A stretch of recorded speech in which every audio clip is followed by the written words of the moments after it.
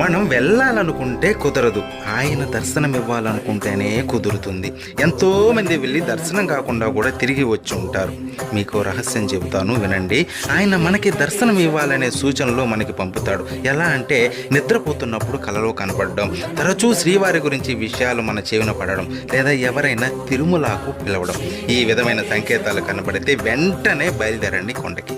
కానీ ఒక్క విషయం, అక్కడ మనం దర్శించుకునేది మామూలు విగ్రహం కాదు, సకల జగత్తును నడిపే శక్తి స్వరూపం, బ్రహ్మాది దేవతలు దర్శించుకునే విరాట్ స్వరూపం అది. విగ్రహ రూపంలో కనిపించి భ్రమింపజేసే శ్రీవారి రూపం అది. చక్రవర్తులు, సామంతులు ఆయన దర్శనం కోసం బంగారు వాకిలి ముందు పడిగాపులు కాశారు. అటువంటి స్వామి దర్శనం పూర్వజన్మ సుకృతం. ఇలాంటి ఎన్నో వీడియోలు మన ఛానల్లో ఉన్నాయి. సబ్స్క్రైబ్ చేసుకుని వాటన్నిటినీ వినండి. శ్రీవారి దర్శనం మీరు ఎన్నిసార్లు చేసుకున్నారో కామెంట్ చేయండి. ఓం నమో వెంకటేశాయ.